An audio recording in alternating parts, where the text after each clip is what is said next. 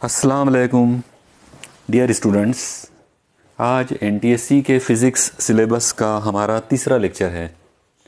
आज के इस लेक्चर में हमारा जो मेन टॉपिक है वो है इलेक्ट्रिसिटी।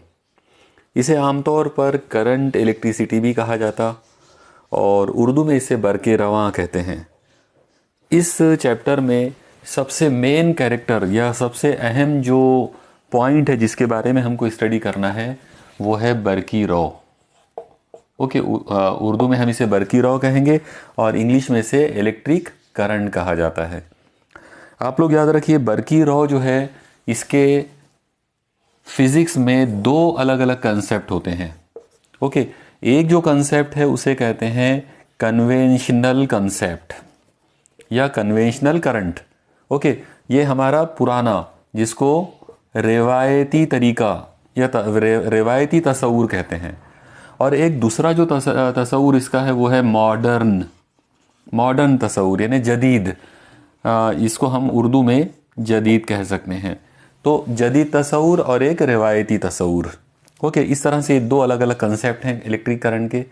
आज हमको क्योंकि शुरुआत में पूरा डिटेल्स ही देखना है, इसलिए हम शुरुआत करते हैं कि मेटल्स जो हैं वो क्या होते हैं और मेटल्स में ऐसी क्या ख़ास बात होती है कि उनमें से इलेक्ट्रिक करंट पास हो सकता है। ओके, सबसे पहले तो आप ये दो चीज़ें नोट कर लो कि बरक़ी रॉ के दुनिया में दो तसव्वुर हैं। एक का नाम है रिवायती तसव्वुर यानी कन्वेंशनल कंसेप्ट और दूसरा है मॉडर्न कंसेप्ट या जदीद तसव्वुर। ओके, चलो अब हम थोड़ा सा यहाँ पर मेटल्स के बारे में बात कर लेते हैं।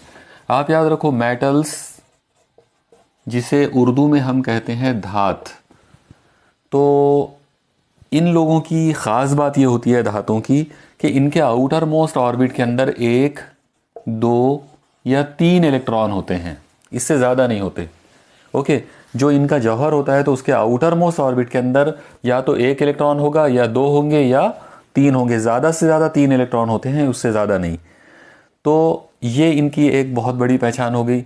अब आप लोग इमेजिन करो कि अगर आउटर मोस्ट ऑर्बिट में ये इलेक्ट्रॉन्स हैं तो ये इलेक्ट्रॉन्स की जो तादाद है ये आम तौर पर इतनी कम है कि ये लोग मतलब ये एटम्स जो हैं, ये एलिमेंट्स, ये अनासिर जो होते हैं, तो ये इन इलेक्ट्रॉन को खो देना आसान समझते हैं, यानी इनके लिए इन इलेक्ट्रॉन्स को खोना आसान होता है। तो इसीलिए मेटल्स जो हैं वो हमेशा इलेक्ट्रॉन देने वाले होते हैं, इलेक्ट्रॉन डोनर होते हैं और यही वजह है कि इनमें से इलेक्ट्रिक करंट पास भी हो जाता। एक्चुअली ये जो इलेक्ट्रॉन होते हैं आउटर मोस्ट ऑर्बिट के, ये इतने लूज होते हैं, इतने मरकज़े के साथ में ये इतने दूर होते हैं कि इनको इजीली खोया जा सकता है। ओके, तो चलिए यहाँ पर मैं कुछ एग्जांपल्स आपको बता देता हूँ जस्ट समझने के लिए। जैसे एक एग्जांपल के तौर पे मान लो सोडियम। आप लोगों को पता है कि सोडियम का एटॉमिक नंबर 11 है। तो अगर हम इसकी इलेक्ट्रॉनिक कॉन्फ़िगरेशन देखेंगे तो इसके पहले मदार में 2 इलेक्ट्रॉन होंगे, दूसरे मदार में 8 और तीसरे मदार में 1। अगर मैं यहाँ पर मैग्नीशियम की बात करूँ, उसका एटॉमिक नंबर 12 होता है। उसकी इलेक्ट्रॉनिक कॉन्फ़िगरेशन होगी पहले मदार में 2 इलेक्ट्रॉन, दूसरे मदार में 8 इलेक्ट्रॉन, तीसरे मदार में 2 इलेक्ट्रॉन। अगर मैं यहाँ पर एल्यूमिनियम की बात करता हूँ, एटॉमिक नंबर होगा 13। इसके पहले मदार में 2 इलेक्ट्रॉन, दूसरे मदार में 8 इलेक्ट्रॉन, तीसरे मदार में 3 इलेक्ट्रॉन। आप लोग देखो, आउटर मोस्ट ऑर्बिट के अंदर जो इलेक्ट्रॉन की तादाद है वो 1, 2 या 3 है। आप दुनिया की कोई भी मेटल लो, उसमें यही कहानी आपको मिलेगी। ओके, और ये जो आखिरी मदार के ये जो इलेक्ट्रॉन है ये मरकज़े से इतने दूर होते हैं कि वो इजीली उनको खो सकते हैं, यानी ये लूज इलेक्ट्रॉन होते हैं। इसीलिए इनको, ये वाले जो इलेक्ट्रॉन्स हैं, मतलब ये आउटर मोस्ट ऑर्बिट वाले इलेक्ट्रॉन, इनको आमतौर पर फ्री इलेक्ट्रॉन कहा जाता, आज़ाद इलेक्ट्रॉन। ओके, तो ये एक तरह से आज़ाद इलेक्ट्रॉन होते हैं और यही वो लोग हैं जो बरक़ी रॉ पैदा करते हैं। ठीक है, अब हम देखते हैं कि आज़ाद इलेक्ट्रॉन होने में मतलब रियल में इसकी हकीकत क्या है, क्या क्या मीनिंग होता है आज़ाद इलेक्ट्रॉन का। ओके, तो आप इसको ऐसा इमेजिन करो कि मान लो यहाँ पर ये हमारे पास एक मेटल की एक शीट है।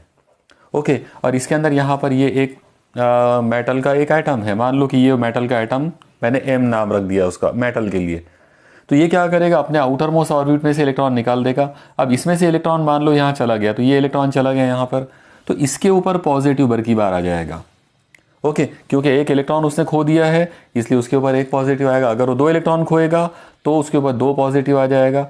और इसमें एक ख़ास बात ये है कि ये जो पॉजिटिव आयंस होते हैं तो ये अपनी अपनी जगह पर इसमें फिक्स रहते हैं। यानी अगर हम इनका एक पिक्चर अगर बनाना चाहें कि मेटल देखने में होती क्या है, तो आप उसको इस तरीके से इमेजिन कर सकते हो कि मान लो ये मेटल्स के इस तरह से ये पॉजिटिव आयंस हैं, ये सब के सब जो है ये पॉजिटिव आयंस है यहाँ पर मेटल के, और इनके ऊपर इन्हें पॉजिटिव बरकी बार है। और पॉजिटिव बरकी बार क्यों है इनके ऊपर? क्योंकि इन्होंने अपना इलेक्ट्रॉन जो है वो खो दिया है। तो ये हर एक के ऊपर यहाँ पर ऐसे पॉजिटिव चार्ज इनके ऊपर होंगे, और ये पॉजिटिव चार्ज इसलिए आए हैं क्योंकि इन लोगों ने इलेक्ट्रॉन जो है वो खोया है। तो आप यहाँ पर ये रेड कलर में जो है ये इलेक्ट्रॉन्स है, ये तमाम इलेक्ट्रॉन्स यहाँ पर निगेटिव इलेक्ट्रॉन जो है वो इस तरह से इसके अंदर खोए हुए रहेंगे। जितने ये आयंस होंगे पॉजिटिव, उतने ही इलेक्ट्रॉन्स उसके अंदर होंगे। यहाँ पर एक ख़ास बात यह है कि ये जो इलेक्ट्रॉन्स है ये मूव हो सकते हैं, ये घूम सकते हैं इधर उधर, लेकिन ये जो पॉजिटिव आयन है ये घूम नहीं सकते, ये अपनी जगह को छोड़ नहीं सकते हैं, क्योंकि हम मेटल्स की बात कर रहे हैं और मेटल्स जो है वो सॉलिड होते हैं। सॉलिड के अंदर एटम्स जो है वो अपनी अपनी जगह पर फिक्स रहते, वो अपनी जगह छोड़ नहीं सकते, या वो अपनी जगह छोड़कर दूसरी जगह नहीं जा सकते। ओके, तो ये थी कहानी मेटल की, मेटल के स्ट्रक्चर की। अब सवाल ये आता है कि इलेक्ट्रिक करंट क्या होता है? तो बहुत आसानी के साथ में ये मामला है कि जब आप मेटल के एक सिरे को पॉजिटिव टर्मिनल के साथ जोड़ेंगे बैटरी के, और दूसरे वाला जो टर्मिनल है उसको निगेटिव टर्मिनल के साथ जब आप जोड़ेंगे, तो एक ख़ास बात ये हो जाएगी कि इसके अंदर जितने भी इलेक्ट्रॉन हैं वो तमाम इलेक्ट्रॉन को निगेटिव पोटेंशियल जो है वो रिपेल करेगा। मतलब मान लो यहाँ पर अगर निगेटिव आपने टर्मिनल जोड़ दिए हैं, तो वो निगेटिव टर्मिनल इन इलेक्ट्रॉन को लौटने का काम करेगा, और वो इलेक्ट्रॉन इधर अट्रैक्ट होंगे, इसलिए ये इलेक्ट्रॉन इधर दौड़ना शुरू कर देंगे। यानी इलेक्ट्रॉन का बहाव इस सिमत में मिलना शुरू हो जाएगा। ये जो इलेक्ट्रॉन का बहाव हमको मिला, इसी को हम बोलते हैं बर्की रॉ। ओके, ये बर्की रॉ का जदीद तस्वूर है, मॉडर्न कंसेप्ट या इलेक्ट्रॉनिक कंसेप्ट। इस कंसेप्ट के मुताबिक बर्की रॉ जो है वो हमेशा इलेक्ट्रॉन्स की तादाद होती है जो एक पर्टिकुलर टाइम में आगे बढ़ जाती है या गुजर जाती है। ओके, इसीलिए इसके लिए फॉर्मूला जो बनेगा वो आएगा I = E/T। लेकिन जाहिर है एक ही इलेक्ट्रॉन नहीं गुजरेगा, बल्कि बहुत सारे इलेक्ट्रॉन गुजरेंगे, तो हम यहाँ पर इसके साथ में n लगा देंगे। n का मतलब है number of electrons. Okay, number of electron जो इस पर्टिकुलर टाइम के अंदर मूव होंगे, ये बर्की रॉ का मॉडर्न कंसेप्ट है। ओके, अब हमको देखना है कि बर्की रॉ का रिवायती तस्वूर क्या है, यानी कन्वेंशनल करंट जो है वो क्या होता है। तो वो बहुत ही सिंपल वे में आप उसको इस तरीके से इमेजिन करो कि यहाँ पर हमने मान लो एक इस तरह से मेटल वायर लिए। ओके, मेटल वायर ए से लेकर बी तक, और अब आप एक चीज़ देखो, अभी मैंने आपको बताया था कि इसके अंदर पॉजिटिव आयन होते हैं, मगर वो मूवेबल नहीं होते, वो अपनी जगह नहीं छोड़ते, वो अपनी जगह फिक्स रहते हैं। लेकिन इसके अंदर इलेक्ट्रॉन होते हैं जो मूव हो सकते हैं।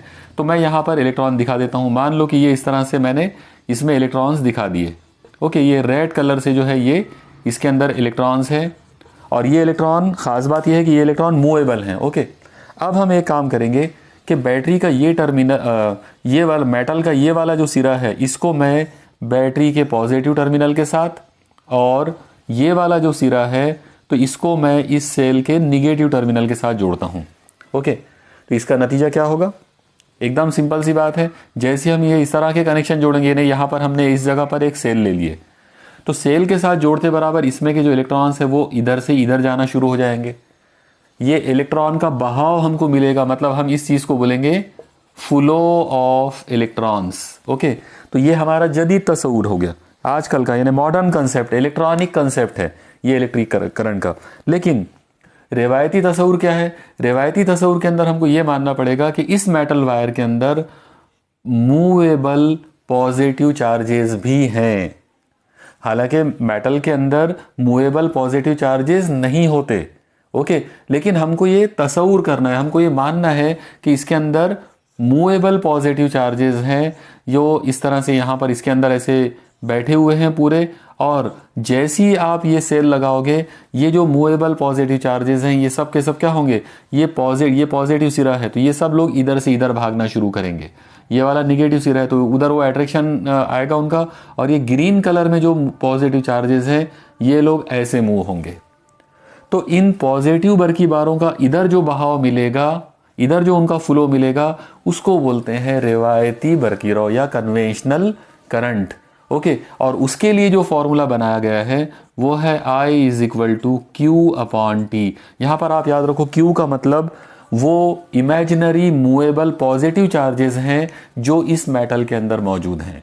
ओके, यहाँ पर आप लोग एक ख़ास बात याद रखो कि ये जो मूवेबल पॉजिटिव चार्जेस हैं जो इधर से उधर मूव होते हुए हम तसव्वुर कर रहे हैं, उनकी तादाद उन इलेक्ट्रॉन्स के बराबर ही होगी जो उधर से इधर आने वाले हैं। ओके, यानी उनकी तादाद इक्वल मानी जाएगी, हम ये बिल्कुल इक्वल लेंगे कि इलेक्ट्रॉन जितने उधर से इधर आ रहे हैं। लेकिन रिवायती तसव्वुर जो है, कन्वेंशनल करंट जो है, उस वक्त हम सिर्फ पॉजिटिव बरकीबारों की बात करेंगे, पॉजिटिव चार्जेस की बात करेंगे। तो फिर कन्वेंशनल करंट क्या है? कन्वेंशनल करंट का मतलब रहेगा flow of positive imaginary charges from positive terminal to negative terminal. और यही वजह है कि जब हम कोई भी सर्किट बनाएंगे तो उसके अंदर बरकी रॉ यानी इलेक्ट्रिक करंट जो है उसकी डायरेक्शन हमेशा हम पॉजिटिव से निकलती हुई बनाते हैं और निगेटिव की तरफ बनाते हैं, इस तरह से।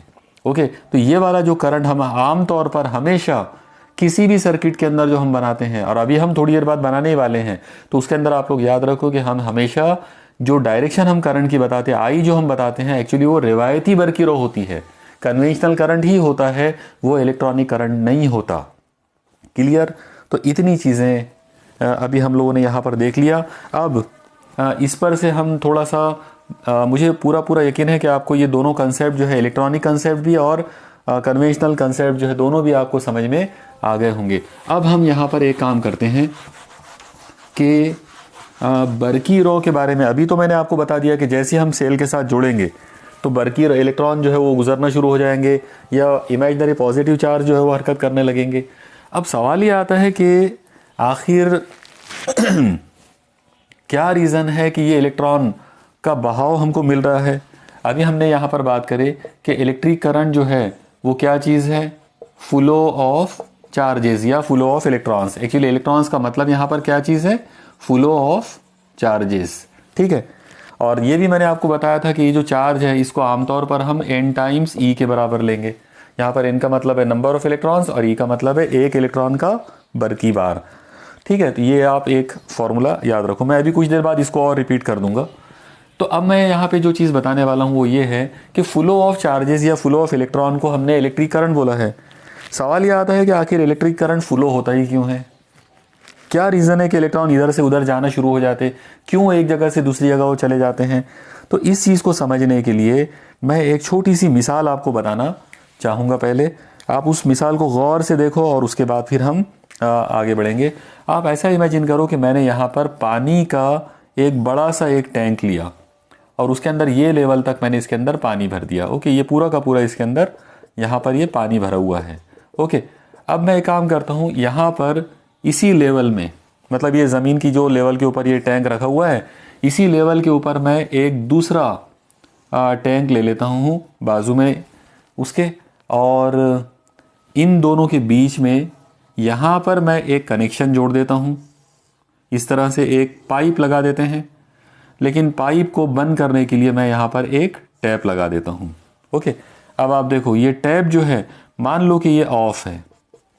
अगर ये टैप ऑफ है तो इसका मतलब ये होगा कि ये पानी यहाँ आके रुक जाएगा ऐसा। ओके, और इस तरफ पानी नहीं जाएगा, ये पूरा का पूरा टैंक खाली है और ये वाला टैंक पूरा का पूरा पानी से भरा हुआ है, लेकिन ये टैप बंद करी हुई है। जब ये टैप बंद करी हुई है तो इसका मतलब क्या होगा कि ये पानी यहाँ रुका हुआ रहेगा, इसके आगे इधर वो नहीं जाना है। अब जैसे ही मैं इस टैप को ऑन करता हूँ तो आपको पता है कि यहाँ से पानी इस तरफ जाएगा और फिर यहाँ पर आप देखेंगे कि पानी का लेवल इसके अंदर बढ़ते जाएगा और इसमें पानी का लेवल कम होते जाएगा।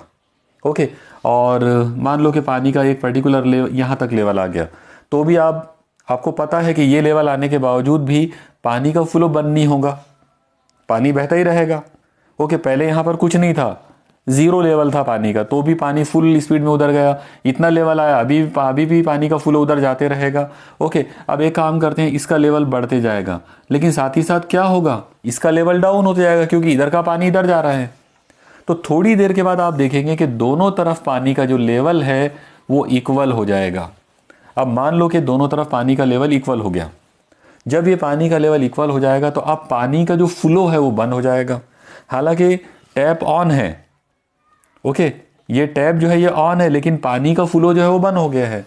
तो ये जो मिसाल मैंने आपको अभी बताया, इस मिसाल से हमको कुछ चीज़ें समझ में आती है।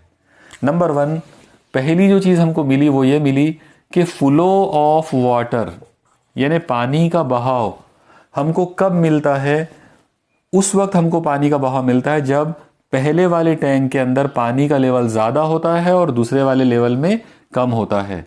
ओके, दूसरी चीज़, ये फ्लो बंद कब होता? जब दोनों तरफ लेवल इक्वल आ जाता है।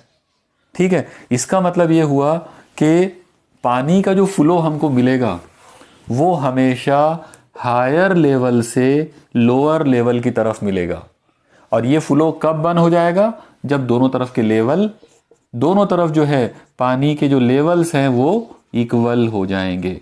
अगर दोनों तरफ पानी के लेवल इक्वल हो गए तो उस वक्त पानी का जो फ्लो है वो बंद हो जाएगा। ओके, मुझे उम्मीद है आपको ये चीज़ एकदम सिंपल वे में समझ में आ गई होगी।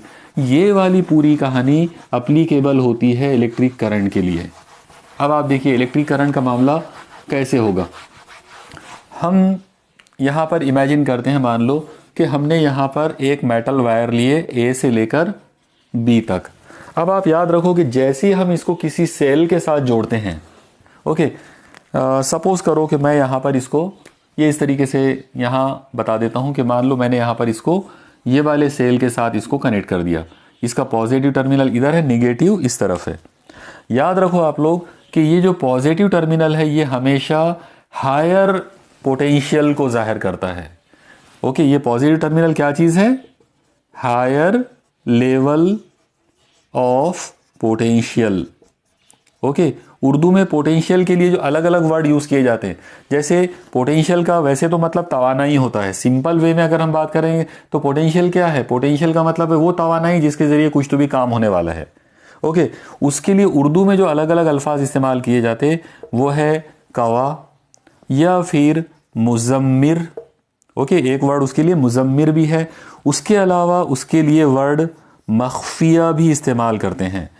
एक्चुअली ये नाम इसलिए ऐसे दिए गए हैं क्योंकि ये पूरी की पूरी जो तवानाई है ये छुपी हुई होती है उसके अंदर, इसीलिए उसे मुज़म्मिर या मख्फिया या कवा कहते हैं। कवा का मतलब तो तवानाई होता है, मुज़म्मिर का मतलब होता है छुपा हुआ, हिडन जिसको कहेंगे। मख्फिया का मतलब भी वही होता है जो खुफिया हो, जो छुपा हुआ हो। तो इसीलिए इस तरह के उर्दू में नाम दिए गए हैं। और बेहतर ये है कि आप इंग्लिश में बोलना ज़्यादा इजी जाता है, इसलिए आप इंग्लिश में याद रखो। तो पॉजिटिव टर्मिनल का मतलब है हायर लेवल ऑफ पोटेंशियल और निगेटिव का मतलब होता है lower level of potential. Okay, अब आप गौर से देखना, जैसे ही मैंने यहाँ पर बैटरी के साथ, जैसे ही मैंने इस वायर को इस सेल के साथ में जोड़ा तो हुआ ये कि पॉइंट ए जो है ये हायर लेवल ऑफ पोटेंशियल पर चला गया क्योंकि पॉजिटिव इसके साथ जुड़े हैं, और निगेटिव जो है वो इसके साथ जुड़े, मतलब ये लोअर लेवल पर आ गया। और जैसा मैंने अभी आपको कुछ देर पहले पानी के टैंक की एग्जांपल बताया था कि जैसे ही हमने वो टैप ऑन करे थे तो हायर लेवल से पानी लोअर लेवल की तरफ फ्लो हुआ था। ओके, तो बिल्कुल उसी तरीके से अगर मैं यहाँ पर इस जगह पर एक टैप लगा देता हूँ, एक मान लो कि मैंने यहाँ पर इस जगह पर एक की लगा दिया, जैसे मैं ये की को ऑन करूँगा होगा ये कि हायर लेवल से इलेक्ट्रॉन का फ्लो शुरू हो जाएगा और वो इलेक्ट्रॉन जाएंगे किधर? लोअर लेवल की तरफ, मतलब इस तरीके से हायर से लोअर लेवल की तरफ ये वाला कंसेप्ट शुरू होगा। मतलब इस तरह से बरकी बारों का या चार्जेस का फ्लो जो है वो शुरू हो जाएगा और फिर हम इसी को कहेंगे इलेक्ट्रिक करंट। क्लियर? मुझे उम्मीद है आपको पूरा का पूरा कंसेप्ट जो है वो समझ में आ गया होगा। ओके, आप बता सकते हैं ये इलेक्ट्रिक करंट कब तक चलता रहेगा, कब तक ये फ्लो मिलता रहेगा? तो एकदम आसान सा जवाब है, पानी का फ्लो हमको अभी पिछली एग्जाम्पल के अंदर पानी का फ्लो हमको उस वक्त तक मिला था जब तक दोनों तरफ लेवल इक्वल नहीं हुए थे। ओके, जैसे ही दोनों तरफ इक्वल हो गए थे लेवल, पानी का बहाव बंद हो गया था। तो ये इलेक्ट्रिक करंट भी बंद हो जाएगा उस वक्त जब ये दोनों तरफ के लेवल इक्वल आ जाएंगे। मतलब जिस वक्त ये सेल डाउन हो जाएगा, जब ये सेल पूरी तरह डिम हो जाएगा, उसका पूरा पावर खत्म हो जाएगा, उसके दोनों टर्मिनल जो है वो इक्वल लेवल पर आ जाएंगे, एक जैसे हो जाएंगे, पावरलेस हो जाएंगे, उस वक्त इलेक्ट्रिक करंट बंद हो जाएगा। क्लियर? तो ये थी कहानी इलेक्ट्रिक करंट के तस्वूर की। अब हम यहाँ पर इलेक्ट्रिक करंट जो है उसी के साथ जोड़कर एक और कंसेप्ट को हम ले लेते हैं। आप देखो कि जैसा मैंने अभी आपको बताया था कि मान लो पॉइंट ए से लेकर पॉइंट बी तक जो है अलग अलग पोटेंशियल का उसके अंदर डिफरेंस है मान लो। ओके, थोड़ी देर के लिए हम इमेजिन कर लेते हैं कि यहाँ पोटेंशियल की वैल्यू +100 है और यहाँ पोटेंशियल की वैल्यू 0 है। ठीक है, मैं अलग अलग एग्जांपल लेकर आपको समझाने की कोशिश कर रहा हूँ। ओके, नंबर 2 पर हम एक काम करते हैं। ये पॉइंट ए है, ये पॉइंट बी है, यहाँ पोटेंशियल 100 है, यहाँ पोटेंशियल की वैल्यू 25 है। तीसरा केस ले लेते हैं, वही वाला वायर है, पॉइंट ए पॉइंट बी, यहाँ पर पोटेंशियल +100 है, यहाँ पोटेंशियल इस जगह पर पोटेंशियल की वैल्यू 50 है। इसके बाद नंबर 4, यहाँ पर हमने पॉइंट ए लिया, ये पॉइंट बी, यहाँ पोटेंशियल है +100, यहाँ पर है 75। इसके बाद पांचवी और आखिरी मिसाल ले लेते हैं, आखिरी स्टेप ए और ये पॉइंट बी, यहाँ पोटेंशियल है 100 और यहाँ पोटेंशियल है 100। ये सब पॉजिटिव नंबर्स हैं। ओके, यहाँ पर अब आपसे अगर मैं पूछूं कि कौन सी हालत में करंट पास होगा, कौन सी हालत में करंट पास नहीं होगा, या कौन सा कितना करंट होगा, तो आप लोग बहुत आसानी के साथ अंदाज़ा लगा सकते हो। देखिए, मैं आपको समझाने की कोशिश कर रहा हूँ। सबसे पहले यहाँ पर करंट ये डायरेक्शन में जाएगा, हायर से लोअर, मैं इसका नाम रख देता हूँ I1। यहाँ हायर से लेवल, मैं इसका नाम रख देता हूँ I2। हायर से लोअर, इस करंट का नाम I3। फिर से हायर से लोअर I4। पांचवी एग्जाम्पल I5। ओके, अब आप एक चीज़ देखो, अगर मैं यहाँ पे नीचे से ऊपर की डायरेक्शन में अगर जाना शुरू करूँ, यानी पहले ये वाला केस अगर कंसीडर कर ले, तो आप एक चीज़ देखो कि यहाँ पर पॉइंट ए की वैल्यू जो है पोटेंशियल की वो +100 है और बी की वैल्यू भी +100 है। इसका मतलब ये दोनों तो एक ही लेवल में है, और अगर ये दोनों एक ही लेवल में है तो इसका मतलब ये होगा कि ये तो करंट फ्लो होगा ही नहीं, और अगर ये करंट फ्लो नहीं हुआ तो हमको ये बोलना पड़ेगा कि I5 = 0 है। ओके, मतलब कोई करंट फ्लो नहीं होगा। ठीक है, इसके बाद यहाँ के केस के अंदर आप लोग देखो, यहाँ पर +100 है और यहाँ पे 75 है। इसका मतलब जब मैं डिफरेंस की बात करूंगा तो ये आएगा 100 - 75 = 25। तो उस मुनासिबत से ये करंट फ्लो होना है डेफिनेटली। ओके, इसके बाद आप यहाँ की केस को देखो, यहाँ 100 है, यहाँ 50 है। इसका मतलब ये वाले केस के अंदर ये डिफरेंस आ जाएगा 100 - 50 = 50। इसका मतलब यहाँ पर जो डिफरेंस है लेवल का वो 50 है, करंट फ्लो होगा डेफिनेटली। ठीक है, और ज़्यादा तादाद में होगा, ज़्यादा तेज़ी के साथ में होगा फ्लो। ये वाला केस देखो आप लोग, ये केस के अंदर 100 - 25 है, दोनों का डिफरेंस ले लेंगे 75, यहाँ करंट और ज़्यादा तेज़ हो जाएगा। और ये वाला केस देखो आप लोग, यहाँ पर आ जाएगा 100 - 0 = 100, यहाँ तो करंट सुपर फास्ट होगा। इसका मतलब क्या हुआ कि ये जो current I1, I2, I3, I4, I5, इनकी वैल्यूज़ जो है वो बेसिकली इन दोनों, ये दो टर्मिनल जो हैं, दो टर्मिनल के दरमियान जो पोटेंशियल का फ़र्क है उस पर डिपेंड कर रही है। ओके, पोटेंशियल का फ़र्क, जिसे इंग्लिश में हम कहेंगे पोटेंशियल डिफरेंस। यहाँ पर पोटेंशियल डिफरेंस 100 है तो ये बहुत तेज़ करंट होगा, बहुत ज़्यादा बड़ा करंट। इसका मतलब ये हुआ कि I1 सबसे बड़ा होगा। तो I1 किससे बड़ा होगा? डेफिनेटली यहाँ 75 है तो I2 से बड़ा होगा। ओके, फिर I2 किससे बड़ा होगा? तो डेफिनेटली I3 से बड़ा होगा। I3 जो है वो I4 से बड़ा होगा, I4 जो है वो I5 से होगा। एक्चुअली I5 तो 0 होगा क्योंकि वहाँ तो करंट होना ही नहीं है। ओके, इसकी वैल्यू तो 0 आ जाएगी। तो अब एक चीज़ हमको समझ में आ रही है कि यहाँ पर जो बर्की रॉ या इलेक्ट्रिक करंट जो हमको मिला उसकी वैल्यू डिपेंड हो रही है डिफरेंस पर। काहे के डिफरेंस पर? पोटेंशियल के। पोटेंशियल डिफरेंस के ऊपर वो डिपेंड कर रही है। पोटेंशियल डिफरेंस अगर ज़्यादा है तो करंट ज़्यादा, पोटेंशियल डिफरेंस अगर कम करते जाएंगे तो ऑटोमेटिक करंट की वैल्यू कम होती जाएगी। अगर आप पोटेंशियल डिफरेंस को 0 ले लोगे तो करंट भी 0 हो जाएगा। इसका मतलब ये पूरी जो दास्तान मैंने अभी आपको बताया, पूरी कहानी, इसको समराइज करने के लिए मैं एक छोटा सा एक फॉर्मूला यहाँ पर बनाने की कोशिश करता हूँ। आप लोग सब देखो कि क्या चीज़ हमने अभी देखे। हमने एक बहुत आसान सी बात देखे कि बर्की रॉ जो है, इलेक्ट्रिक करंट जो है, वो हमको उस फर्क के साथ में रास तनासुब में नजर आई जो बर्की कवा में था। ओके, तो ये जो फर्क है एक्चुअली ये क्या था, ये था बरकी कवा का फर्क। तो बरकी रॉ जो है वो हमको रास तनासुब में नजर आई बरकी कवा के फर्क के साथ में। ओके, अगर मैं बरकी रॉ को आई का सिंबल दे दूं और बरकी कवा का जो फर्क है उसको मैं अगर वी का सिंबल दे देता हूं वोल्टेज के लिए या ओल्ट के लिए, तो मैं उसको वी से अगर दे देता हूं तो हमको फॉर्मूला मिलेगा आई प्रोपोर्शनल टू वी। आप समझ में आया, यानी बरकी रॉ जो है वो काय पर डिपेंड हो रही है, बरकी कवा के फर्क पर, पोटेंशियल डिफरेंस पर। तो इलेक्ट्रिक करंट जो है वो हमेशा पोटेंशियल डिफरेंस पर, यानी बरकी रॉ जो है वो हमेशा बरकी कवा के फर्क के साथ में रास्त तनासुब में होती है, डायरेक्टली प्रोपोर्शनल होती है। अब यहां हम एक बहुत ही इंपॉर्टेंट पॉइंट डिस्कस करेंगे, वो ये है कि ये कंसेप्ट, ये जो रिलेशन हमको अभी मालूम पड़ा कि I proportional to V, okay, ये कंसेप्ट पहली बार जिस साइंटिस्ट ने बताया था उनका नाम है ओहम। ओहम नाम के साइंटिस्ट ने ये चीज पहली बार बताया था, इसीलिए इस फॉर्मूले को या ये जो कानून जो है ये उन्हीं के नाम से मंसूब कर दिया गया, इसे ओहम्स लॉ कहते हैं।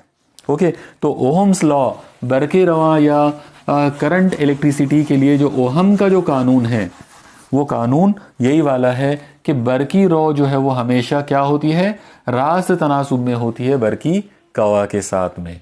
ठीक है, अब मान लो कि ये साइन हम यहां से हटा लेते हैं, तो अगर मैं ये साइन यहां से हटा लेता हूं तो आई इज इक्वल टू, मुझे यहां पर एक कांस्टेंट लेना पड़ेगा के इंटू वी। ओके, आप लोग याद रखो ये जो के है इसे इंग्लिश में कहा जाता है कंडक्टेंस। ये कंडक्टेंस को जाहिर करेगा, उस मेटल वायर का कंडक्टेंस का ये मुस्तकिल होगा। उर्दू में इसे ईसालियत कहते हैं। Okay, clear. I proportional to V अगर आप लेते हो तो आई इक्वल टू प्रोपोर्शनलिटी का कांस्टेंट के लेना पड़ेगा और वो होगा कंडक्टेंस, और उसे उर्दू में ईसालियत कहेंगे। ओके, अब हम इसी चीज को थोड़ा सा पहलू बदल कर या थोड़ा सा इसका अलग एंगल से हम लोग अब यही वाली बात करते हैं।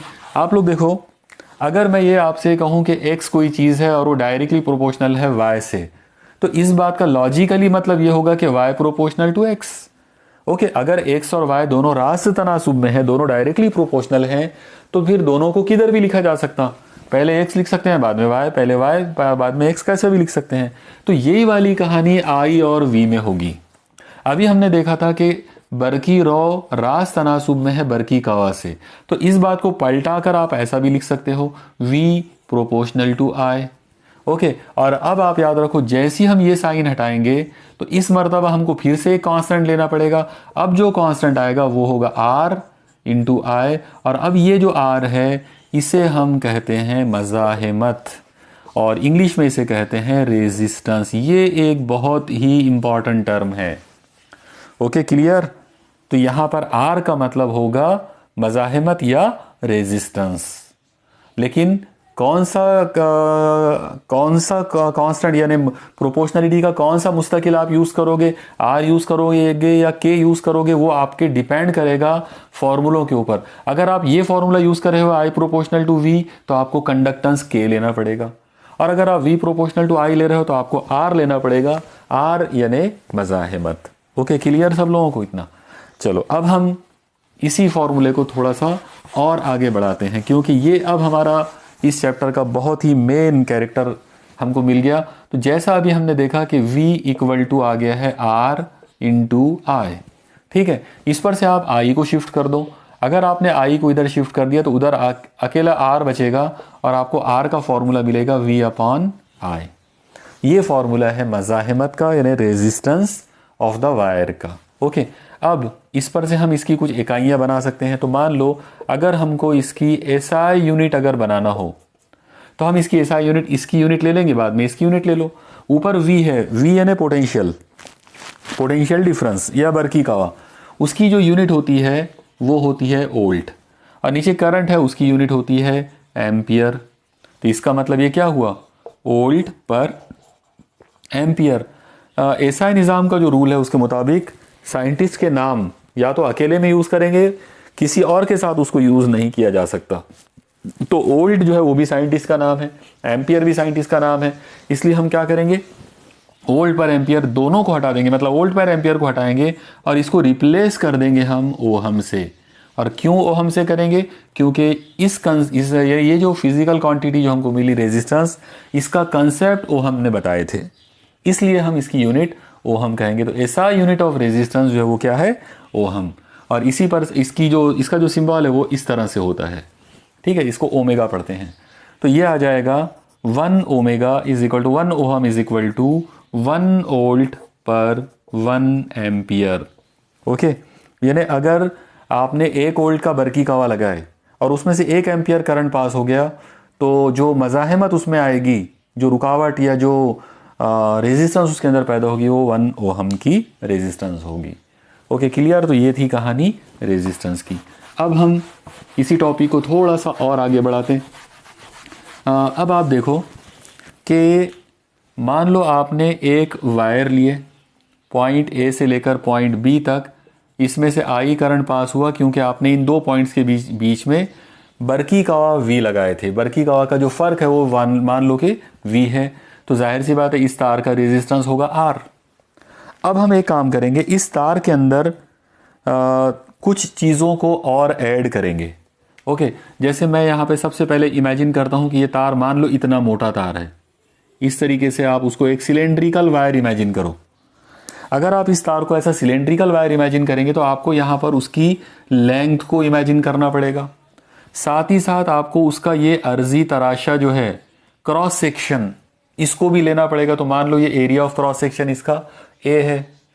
तो यहाँ एक चीज़ आप याद रखो कि जब एक मेटल वायर लेकर उसके रेजिस्टेंस की वैल्यू को लेकर जब अलग अलग एक्सपेरिमेंट्स किए गए, तो दो मज़ेदार चीज़ें सामने आई। पहली मज़ेदार बात जो सामने आई थी वो ये थी कि आर जो है वो लेंथ के साथ में डायरेक्टली प्रोपोर्शनल मिला।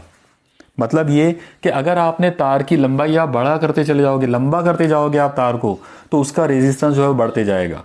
ओके, तो ये पहला एक्सपेरिमेंटल एविडेंस हमको मिला कि जैसे जैसे हम लंबाई बढ़ाएंगे वैसे वैसे मज़ाहमत बढ़ती जाएगी। दूसरी मज़ेदार बात जो हमको मिली वो ये थी कि आर इनवर्सली प्रोपोर्शनल मिला इस एरिया ऑफ क्रॉस सेक्शन के साथ, यानी उस तार का जो अर्जी तराशे का जो रकबा है ए, उसके साथ में मज़ाहमत का उल्टा रिलेशन मिला, R inversely proportional to 1/a।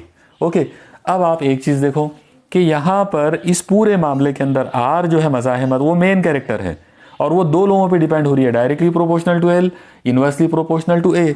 तो अगर मुझे इन दो बातों को मिक्स करना हो तो मैं इन बातों को मिक्स करके ऐसा लिख सकता हूं, R proportional to L upon A. आप देखो दोनों बातें आ गई, आर प्रोपोर्शनल टू एल भी आ गया, आर प्रोपोर्शनल टू ए भी आ गया। और अब मैं ये साइन हटाऊंगा, तो जब मैं प्रोपोर्शनलिटी का साइन हटाऊंगा तो इक्वल टू ए कांस्टेंट लेना पड़ेगा। तो ये आ जाएगा R equal to a constant rho into L upon A. Okay, आप लोग याद रखो ये जो रो है ये कांस्टेंट है और इस कांस्टेंट को रेजिस्टिविटी कहा जाता है। ओके, इसको क्या कहेंगे? रेजिस्टिविटी। उर्दू में इसे मज़ाहमत खुसूसी या नोई मज़ाहमत कहा जाता है, लेकिन इंग्लिश वर्ड बहुत आसान है। आर जो है वो रेजिस्टेंस है और रो जो है वो रेजिस्टिविटी है। ओके, मुझे उम्मीद है आपको ये कंसेप्ट यहाँ तक आया होगा। अब हम थोड़ा सा इसको और आगे बढ़ा देते। अब आप एक काम करो, अभी ये जो फॉर्मूला हमको मिला R is equal to rho into L upon A, इसमें से इन दो लोगों को उधर शिफ्ट कर दो। जब आप इन दो लोगों को शिफ्ट करोगे तो ये दोनों उधर अपोज में चले जाएंगे, यानी उल्टे हो जाएंगे। तो ये आ जाएगा रो इज इक्वल टू, इधर रो अकेला बचेगा, ये ऊपर जाएगा, एल नीचे जाएगा, तो ये आएगा R इंटू ए और अपॉन में एल। ओके, तो ये फॉर्मूला जो आपके सामने भी दिख रहा है ये है रेजिस्टिविटी का। ओके, अब इस फॉर्मूले पर से हमको इस रेजिस्टिविटी की एसआई यूनिट पहले देखना है कि इसकी एसआई यूनिट क्या होगी। तो देखो कितने सिंपल है एकदम।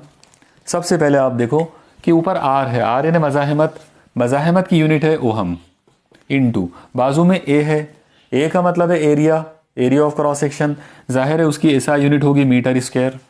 ओके, तो एरिया हमेशा काय में गिनेंगे हम लोग? मीटर स्क्वायर में। अपॉन नीचे लेंथ है, लंबाई, लंबाई की एसआई यूनिट होगी मीटर। अब आप देखो ये मीटर से, ये मीटर अकेला है और यहाँ पर मीटर का स्क्वायर है, यानी मीटर दो बार है, एक मीटर से एक मीटर कट जाएगा और अगर ये कैंसिल हो गया तो बचेगा ओहम इंटू मीटर। तो इसका मतलब क्या हुआ कि रेजिस्टिविटी जो होती है उसकी एसआई यूनिट ओहम मीटर होती है। तो आप लोगों को डेफिनेटली डिफरेंस समझ में आ गया होगा। अगर हम मज़ाहमत की बात करेंगे तो उसकी यूनिट ओहम है, और अगर हम रेजिस्टिविटी की बात कर रहे हैं तो उसकी एसआई यूनिट ओहम मीटर है। ये दोनों का डिफरेंस आप याद रखो। क्लियर?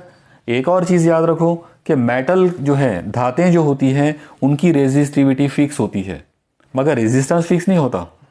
रेजिस्टेंस इसलिए कांस्टेंट नहीं रहता क्योंकि वो लंबाई पर और एरिया पर डिपेंड करता, लेकिन रेजिस्टिविटी एक कांस्टेंट है जो मेटल के साथ जुड़ी हुई है। अगर आप मेटल चेंज कर देंगे तो रेजिस्टिविटी बदल जाएगी, यानी हर मेटल की रेजिस्टिविटी जो है वो अलग होती है। क्लियर? ये थी बात मज़ाहमत की और मज़ाहमत नोई मतलब रेजिस्टिविटी की।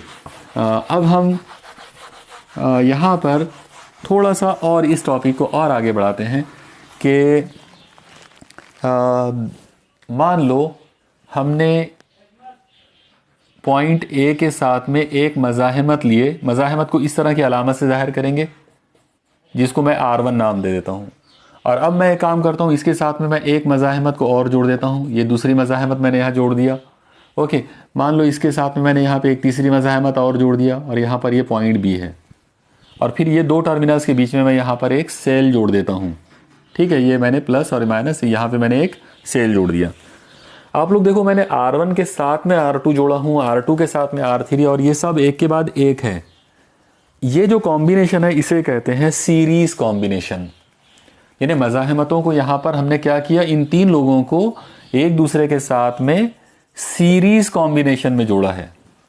और जब हम सीरीज कॉम्बिनेशन में जोड़ेंगे तो इसका जो फॉर्मूला आएगा एस फॉर सीरीज, ओके, तो R S is equal to, इसका डायरेक्ट फॉर्मूला होता है R1 plus R2 plus R3।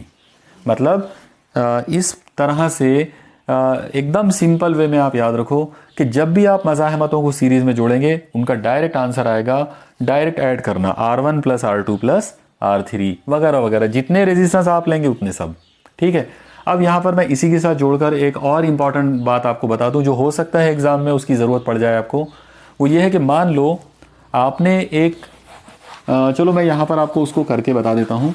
Suppose करो आपको ये दिया जाए कि एक मज़ाहमत है जिसकी कीमत है R, फिर दूसरी मज़ाहमत है वो भी R, तीसरी मज़ाहमत वो भी R, और ये चीज़ चल रही है इनफाइनाइट। ओके, मान लो कि इसको n मरतबा आपको मज़ाहमतों को सीरीज़ में जोड़ा गया है। तो अब ऐसी सूरत में कितना क्या फॉर्मूला आएगा, यानी फाइनल आंसर क्या आएगा? तो आप लोग देखो आपके सामने ये फॉर्मूला है, तो इसी को कंसीडर करो आप लोग। इसका जवाब ऐसा आ जाएगा, R S is equal to R1 की जगह पर लेना पड़ेगा R, R2 की जगह पर लेना पड़ेगा R, R3 की जगह पर लेना पड़ेगा R plus and so on, कितनी बार, n मरतबा। और अब आप देखो किस तरीके से हम इसको इजीली इसका जवाब ला सकते हैं। आप लोग देखो, मान लो सिर्फ 2 बार है तो आंसर आ जाएगा R प्लस R यानी 2R। अगर 3 बार है तो आंसर आएगा 3R। अगर 4 मरतबा है तो आंसर आएगा 4R। और अगर n मरतबा है तो आंसर क्या आएगा, NR। इसका सीधा सीधा मतलब फाइनल आंसर क्या मिला, R suffix S is equal to NR। ये फॉर्मूला बहुत इंपॉर्टेंट है, इसको याद रखो।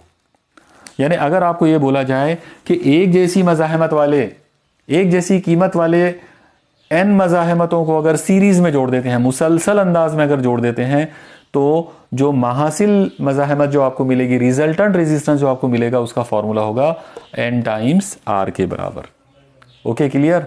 तो ये थी कहानी सीरीज कॉम्बिनेशन की। अब हम यहाँ पर इसी तरीके से एक कॉम्बिनेशन और कर सकते हैं मज़ाहमतों का, वो है पैरेलल कॉम्बिनेशन। आप देखो, मान लो यहाँ पर पॉइंट A है, इसके साथ में इस जगह पर एक पॉइंट B यहाँ ले लिए और एक मज़ाहमत हमने यहाँ ले लिए। अब मैं एक काम करता हूँ, यहाँ पर ऊपर एक ऐसी ब्रांच बना लेता हूँ और यहाँ पर एक मज़ाहमत R1 जोड़ देता हूँ, ये R2, फिर एक ब्रांच मैं यहाँ नीचे बनाकर इस जगह पर यहाँ R3 ले लेता हूँ, और ये दो टर्मिनल जो है A और B, इनके बीच में मैं एक सेल जोड़ देता हूँ। यहाँ पर मैंने ये सेल जोड़ दिया। तो अब आप देखो कि R1, R2, R3 ये जो मज़ाहमतें हैं ये आपस में एक के साथ में एक है, यानी एक के सामने दूसरा है, दूसरे के सामने तीसरा है। मतलब ये एक दूसरे के सीरीज में नहीं है बल्कि ये एक दूसरे के पैरेलल, इसको हम लोग क्या बोलेंगे, पैरेलल कॉम्बिनेशन या मुतवाजी जोड़।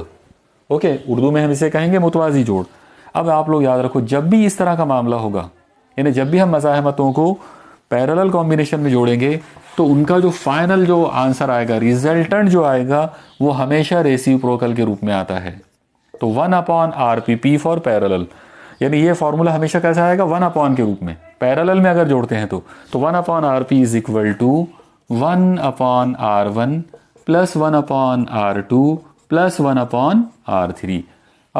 3 से ज़्यादा है तो उससे ज़्यादा भी आ सकते हैं। ओके, अब यहाँ पर फिर से वही वाली बात आएगी कि मान लो आपने पहला रेजिस्टेंस लिए R, दूसरा रेजिस्टेंस लिए R, तीसरा रेजिस्टेंस लिए R, और ऐसा n रेजिस्टेंस को आपने जोड़ दिए, तो क्या होगा? तो एकदम आसान सी बात है, आंसर आएगा 1/RP is equal to 1/R plus 1/R plus 1/R plus n मरतबा। तो जाहिर सी बात है, इसका आंसर क्या आएगा, 1/RP इज इक्वल टू, क्योंकि आपने n बार जोड़ा है, यह आएगा n टाइम्स 1/R। ओके, और अब आप इसको उल्टा भी कर सकते हो, अगर आपने इसका रेसिप्रोकल ले लिया तो यह आ जाएगा RP is equal to, final answer जो आएगा R ऊपर n नीचे, मतलब यह आएगा R/n। आप लोग याद रखो, ये फॉर्मूले बहुत ही इंपॉर्टेंट है। ओके, तो इनसे रिलेटेड कोई ना कोई कॉम्बिनेशन का सवाल डेफिनेटली आता है, और हम लोग अभी जब एग्जाम्पल सॉल्व करेंगे तो उस वक्त भी आपको समझ में आ जाएगा कि ये कितने इंपॉर्टेंट हैं। तो ओके, तो अगर n मज़ाहमतें हैं इक्वल, एक जैसे एक दूसरे के साथ में बिल्कुल इक्वल हैं, उनको अगर पैरेलल जोड़ते हैं तो उसका फाइनल आंसर आएगा R/n। ओके, तो ये था मज़ाहमतों को आपस में जोड़ने का कंसेप्ट। अब आज के इस लेक्चर का फाइनल आखिरी पॉइंट, जो आखिरी पॉइंट मुझे आप लोगों के साथ डिस्कस करना है, वो है heating effect of electric current. अब सवाल ये आता है कि ये heating effect of electric current क्या है? उर्दू में कहेंगे बरकी रौ का हरारती असर। ओके, चलो पहले इसका कंसेप्ट जो है वो समझ लेते हैं। मान लो यहाँ पर पॉइंट A है और ये पॉइंट B है, और यहाँ पर हमने एक सेल जोड़ दिया है। ओके, प्लस माइनस, इसका V पोटेंशियल डिफरेंस है। जैसे हम ये जोड़ेंगे इसमें से I करंट जो है वो पास होना शुरू हो जाएगा। तो यहाँ पर आप याद रखो कि जब हम इस तार में से करंट गुजारेंगे, तो करंट गुजरते बराबर इसमें से ये जो तार है ये गर्म हो जाएगा, इसमें से हरारती तवानाई निकलना शुरू हो जाएगी। वो जो हरारती तवानाई है हम उसको H से जाहिर कर सकते हैं। ओके, ये वाला जो अमल है कि बरकी रौ गुजारने पर हरारत का खारिज होना, ओके, बरकी रौ गुजारने पर हरारत का खारिज होना उस तार में से, इसको बोलते हैं बरकी रौ का हरारती असर। इंग्लिश में हम इसको इस तरह से बोल सकते हैं कि when electric current is allowed to pass through the wire, it gets heated or heat energy is evolved from the wire. This complete phenomenon is known as heating effect of electric current. Okay, clear? आप लोग याद रखो, एक scientist हैं जिनका नाम है joule. इन्होंने ये जो फिनोमिनन जो है, ये जो मजहर है, इस चीज़ को इन्होंने डिस्कवर किया था, इसीलिए इसको जूल इफेक्ट भी कहा जाता। ओके, अब सवाल ये आता है कि जूल जो है उन्होंने क्या चीज़ देखा था, या उनकी स्टडी क्या थी इसके बारे में। तो आप लोग चलो देखो, सबसे पहले हम यहाँ पर जूल जो है उन्होंने जो इसकी स्टडी किया था और जो उन्होंने अपना एक कानून बताया जिसे जूल्स लॉ कहते हैं, जूल का कानून, उन्होंने इस हरारती तवानाई के बारे में ही बात की थी। ओके, सबसे पहली जो चीज़ उन्होंने बताया था वो ये है कि ये जो हरारती तवानाई है ये 3 चीज़ों पर डिपेंड करती है। नंबर 1, मतलब हरारती तवानाई जो इस तार में से खारिज होगी वो 3 लोगों के ऊपर, 3 अलग अलग फैक्टर्स हैं जो एक्सपेरिमेंट में उनको मिले थे। वो ये हैं कि H प्रोपोर्शनल टू I, मतलब हरारती तवानाई जो है वो करंट पर डिपेंड करेगी, जो करंट इसमें से गुजर रहा है उस पर डिपेंड करेगी। दूसरी चीज़, ये जो हरारती तवानाई है ये इस बरकी कवा के फ़र्क पर भी डिपेंड करेगी, जितना वोल्टेज आप लगा रहे हो वो उस पर भी डिपेंड करेगी। और तीसरा जो पॉइंट एक्सपेरिमेंट्स के अंदर मिला था वो था कि H प्रोपोर्शनल टू T का मतलब है टाइम। आप जितनी देर तक इसमें से करंट गुजारेंगे उतनी देर तक, यानी उतने टाइम के साथ में डायरेक्टली प्रोपोर्शनल होगी हरारत। अगर आप कम वक्त के लिए गुजारोगे तो कम हरारत खारिज होगी, ज़्यादा वक्त के लिए गुजारोगे ज़्यादा हरारत खारिज होगी। और ये कॉमन सेंस की बात है, आप देखो, अगर आप तार में से 5 ही मिनट के लिए मान लो आपने करंट गुजारे तो वो 5 मिनट के हिसाब से गर्म होगा। अगर आपने उसी तार में से 1 घंटे के लिए करंट गुजारोगे तो वो 1 घंटे के हिसाब से ज़्यादा गर्म हो जाएगा। तो ये थी कहानी कि 3 चीज़ें जो है उसने बताया था। ओके, अब आप इन 3 लोगों को आपस में जोड़ दो।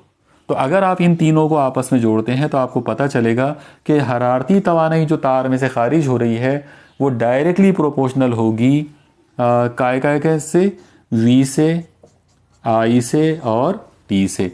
ये फॉर्मूला जो आपके सामने लिखा हुआ दिख रहा है H प्रोपोर्शनल टू VIT, इस चीज़ को कहते हैं जूल्स लॉ। ओके, जूल का कानून। अब मैं यहाँ पर आपको इस कानून के अलग अलग फॉर्मेट बताता हूँ और हमको ये देखना है कि ये कानून को हम और किस तरीके से बयान कर सकते हैं। चलिए, सबसे पहला फॉर्मेट तो हम ये प्रोपोर्शनलिटी को हटाकर ही करेंगे। आप याद रखो, जब हम ये प्रोपोर्शनलिटी को हटाएंगे तो H equal to a constant K लेना पड़ेगा, तो V into I into T आ जाएगा। आप याद रखो K की वैल्यू 1 होती है, यानी जब हम ये वैल्यूज़ एसआई निज़ाम में लेंगे तो K की कीमत जो है वो 1 होती है। इसका मतलब हमारा पहला फॉर्मूला जो आया हीट एनर्जी का वो आ गया H is equal to VIT।